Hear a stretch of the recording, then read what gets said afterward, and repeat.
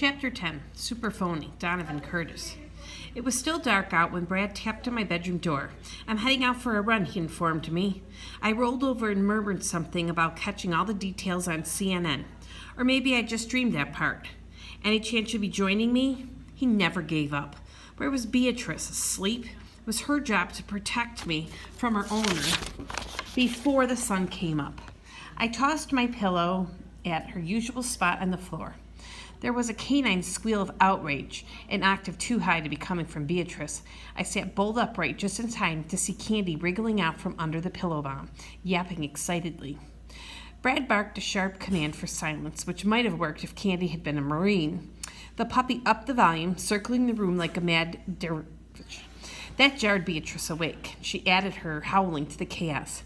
"Listen, Brad," I pleaded. "You can yell at Beatrice and me, but lay off Candy. He's just a baby." From down the hall, a new cry joined the chorus.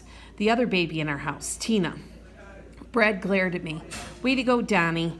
"I haven't done anything yet," I defended myself. "I was sleeping." "Do you even listen to yourself?" Brad asked. "It's always me. But one kid at Hardcastle who isn't so self-centered. He always puts others first and himself second, and is willing to risk his life to do what's right." My ears started to burn. I knew exactly where he was going with this.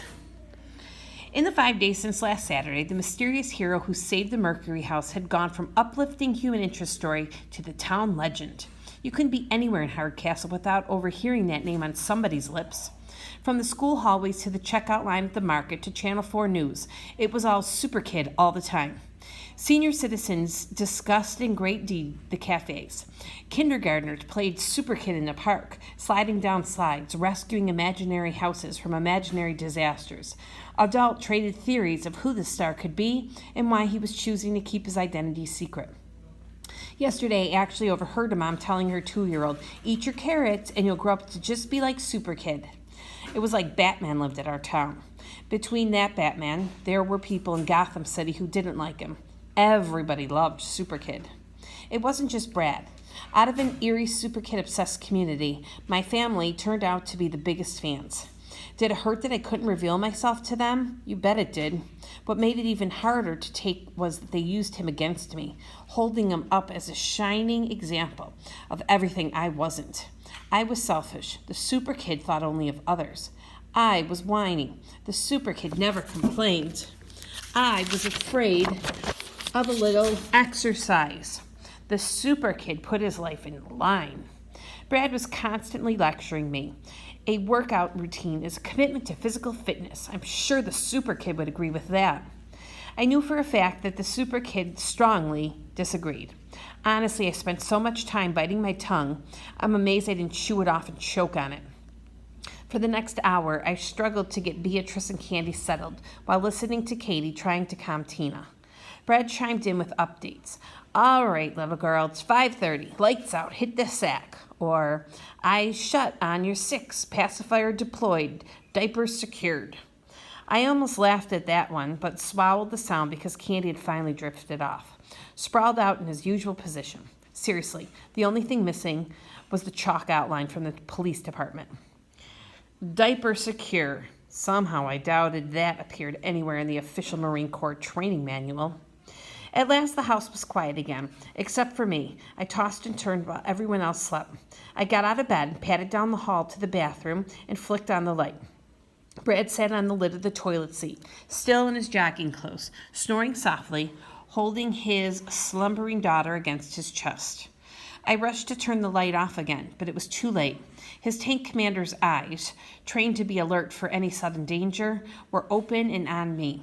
He put a finger to his lips and whispered, "Just get her back down." I nodded, thinking of Candy.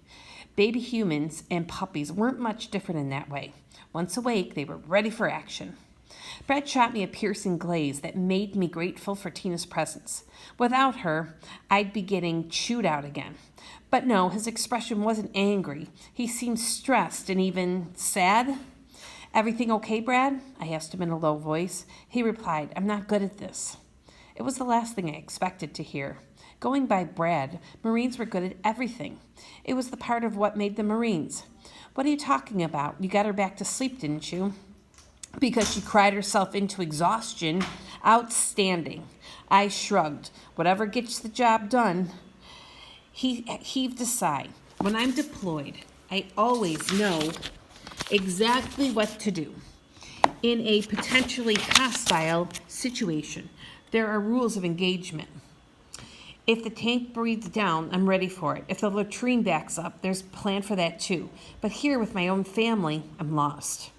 I guess the real world isn't much like the military, I offered. The real world isn't military enough, he complained. When you take out a moving target 3,500 meters away, do you know how it feels to look at your own daughter and not have the faintest idea what to do with her? I was blown away. Brad came across as the most confident, capable master of the universe you could ever meet. But here he was, almost human, just like the rest of us. Well, you could try baby talk, I suggested. You know, goo goo, gaga, and stuff like that. It works for Katie. He looked disapprovingly. Verbal commands should be simple and concise and convey exactly what you want to communicate in as few words as possible. But you're not communicating, I reminded him. You're chilling, baby style. He actually seemed to consider my advice. There was a first time for everything. When I got to school later that morning, there was a bottleneck of kids at the main entrance. That was unusual. Unlike the academy, the students of Hardcastle Middle weren't generally so eager to get educated that they'd line up for the privilege. When I got close to the front, I could see what was going on, and it turned my blood to ice. There at the door stood 3 adults, Principal Verlander, Dr. Schultz, and Mr. Kaminsky, the driver of the tanker truck. They were looking into the faces of every boy as they entered the building. The purpose was clear, to give the one person who'd seen the Superkid a chance to recognize him again. My first impulse was to slip out of line and take off down the street. But if anybody saw me do it, I'd get putting extra suspicion on myself, and then I'd get caught for sure. No, I had to be brazen it through. Walk right past the guy, head held high, and pray that he hadn't gotten a good look at me on Saturday. As we shuffled forward, a familiar gnawing spread outward from my stomach over my entire body and was vibrating with it. I'd spent so much of my life cowering in terror because I'd done something awful. Sorry. Now I'd finally done something good. Great even. And here I was, still cowering. Chloe would have called that irony. She got straight A's in English. And then the driver's eyes were on me. My breath caught in my throat. My heart skipped a couple beats. But then the eyes shifted to the kid behind me. Zero recognition. Hooray! I practically collapsed into the school, bowled over with relief. I'd made it. My relief lasted less than the distance to my locker. A sharp burst of laughter made me jump. Dude, you look terrible, Nussbaum explained. What is this, zombie day? That would explain the mystery meat in my sausage biscuit from the cafeteria, Sanderson added. I'm thrilled my sleep deprivation is giving you so much enjoyment, I said sarcastically. There's a newborn baby at my house. It isn't all Pampers and peekaboo, you know. The kid's got a set of lungs like an air trade siren. I told him about my morning. Brad walking with me waking Candy, Candy waking Beatrice, the two of them waking Tina. They had a nice long laugh at my expense. Having friends was a wonderful thing. No wonder Noah was so gung-ho about it. And speaking of Noah, have you guys seen Noah today? Sanderson shook his head. I think he might be absent. I doubt it, I said. He loves regular school so much he doesn't want to miss a second of it. He's usually the first one here and the last one to go home. That was another reason Noah was totally unique in the history of Hardcastle Middle. Maybe his perfect attendance record is spoiling his shot at remedial classes, Nussbaum suggested. Well, if you see him, let him know I'm looking for him. They gave me a hard time about that too, but it didn't matter because Noah really was absent. The other big news was that Mr. Kaminsky didn't recognize anyone else as the Superkid. That came as no surprise to me. So there was no wild celebration in the building, not unless you count Megan Mercury's reaction when she realized Noah wouldn't be at cheerleading practice. When I got home, the door was locked and I had to pound on it to close for 5 minutes before anyone let me in. Sorry, Donnie. Mom tossed over her shoulder. She dashed into the living room, and we're all watching TV. What's on? I asked without much interest. Breaking news, she enthused. They found this Superkid. So help me, I actually turned around in the foyer, half expecting to see a news crew with TV cameras pointing at me. So when you say found him, I ventured cautiously, you mean they know who he is and they're about to announce the name? Get in here, Donnie. Mom was practically giddy. You don't want to miss this. I sure didn't. I rushed into the living room. Mom, Katie, and Brad were at the edge of their seats, staring with bated breath at the screen, which showed an empty briefing room at Hardcastle City Hall. Even Tina, in Katie's arms, seemed riveted to the TV, although nothing was going on. Ditto Beatrice, who seemed to pick up on the supercharged expectation that something huge was about to happen. Only Candy was immune. According to Mom, the puppy was inconsolable every minute I was at school, like he thought I was gone for good or something. Overjoyed at my return, he made his usual bull run at me, tripping over his huge feet and rolling into a skull-rattling collision with my ankle. He finally came to a stop with all four legs clamped around my jeans. I shook him off before he could make a liquid deposit on my shoes. Everyone was frozen in anticipation, nobody more than me. So the driver had recognized me after all. Why didn't they just talk to me on the spot? Why ignore me, then wait 7 hours to announce my name on TV to the whole town? Was this supposed to be a happy surprise for me, a reward for my heroics? My dad burst in the front door and hustled past me in the living room. What's going on? Did it happen yet? He almost never came home from work in the middle of the day. Mom pointed to the screen. Here comes the mayor. I can't remember the last time I was this excited. Mayor De Silva was beaming, and he assumed the podium. I know I speak for every citizen of Hardcastle that I say we've all walked a little taller and felt a lot of pride since learning about the impressive young hero in our community. At long last, this remarkable teenager has stepped forward to receive our appreciation and gratitude.